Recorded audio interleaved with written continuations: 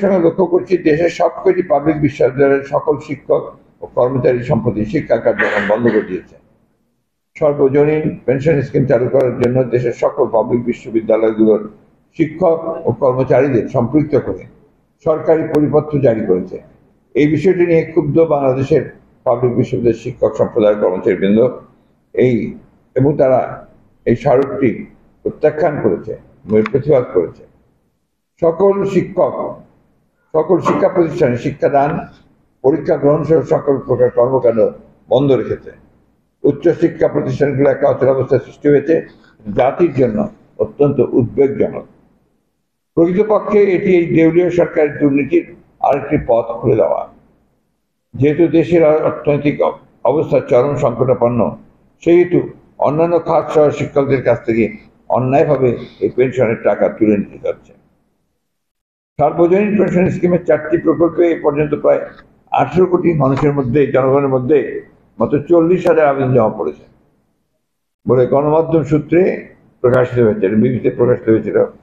সাবেক অর্থমন্ত্রী রোটাস কামাল সংসদে এই বিল উত্থাপনের ভাষণে বলেছিলেন, সার্বজনীন পেনশন স্কিমের টাকা রাখার জায়গা সরকার খুঁজে পাবে না। সরকারের আর্থিক ব্যবস্থার মধ্যে সার্বজনীন পেনশন স্কিম নামে নতুন স্কিম চালু করা সরকারের দুর্বল আর্থিক খাতে মেরামত করার একটা কৌশল।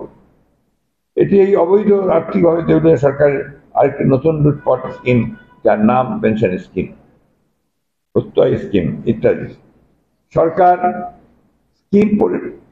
সরকারি স্কিম বেসরকারি স্বায়ত্তশাসিত রাষ্ট্রায়ত্ত সংবিধিবদ্ধ প্রতিষ্ঠান সময়ে 4 লাখ কর্মকর্তা কর্মচারীর মধ্যে চালু করতে চায়।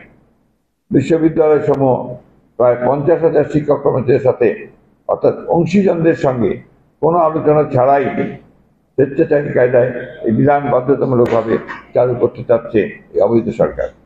অথচ এই আইনের উদ্দেশ্য কারণ সম্বলিত প্যারায় এটি অপশনাল, ইচ্ছাধীন হিসাবে উল্লেখ করা হয়েছে। এই প্রেক্ষিতে শিক্ষক সমাজের যে আন্দোলন ও প্রতিবাদ শুরু হয়েছে তা অবশ্যই যৌক্তিক ও সমর্থনযোগ্য। সরকারের অব্যবস্থাপনা ও দুর্বলতাকে পুঁজি করে শাসক গোষ্ঠীর আশীর্বাদ পুষ্ট এক শ্রেণিক ব্যবসায়িক লুটেরা সিন্ডিকেট ও কিছু কিছু সরকারি দুর্নীতিবাজ কর্মকর্তা কর্মচারীরা সীমাহীন লুটপাট করছে। ব্যাংক ও সকল আর্থিক কাজ সম্পূর্ণভাবে ধ্বংস করে তারা বিদেশে অর্থ পাচার করছে।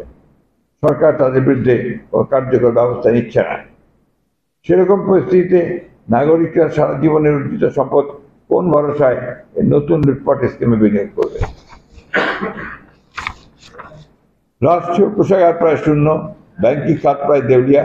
এরকম লুটেরা তন্ত্রকে টিকে রাখার জন্য এরকম পেনশন স্কিমের মতো আরো কিছু স্কিম চালু করার জনগণের পকেট শূন্য করতে চায় এই লুটেরা সরকার। তথাকথিত উন্নয়নের নামে জনগণের ঘাড়ে ব্যয়ের বোঝা চাপাচ্ছে। সরকারের উন্নয়ন বলি যায় যদি এতই শক্তিশালী হয়ে থাকে তাহলে পেনশন বৃদ্ধি পাওয়ার কথা। অতএব জনগণ সরকারহীন, অর্থনৈতিক উদ্দেশ্য প্রণোদিত ও অনৈতিক তথাকথিত পেনশন স্কিম সহ ইত্যাকার সকল প্রকার প্রকল্প প্রত্যাখ্যান করেছে জনগণ। আমরা বিশ্ববিদ্যালয়ের শিক্ষক ও কর্মচারীদের এই যৌক্তিক আন্দোলন সমর্থন করছি এবং অবিলম্বে এই পেনশন স্কিম প্রত্যাহারের আহ্বান জানাচ্ছি। জি।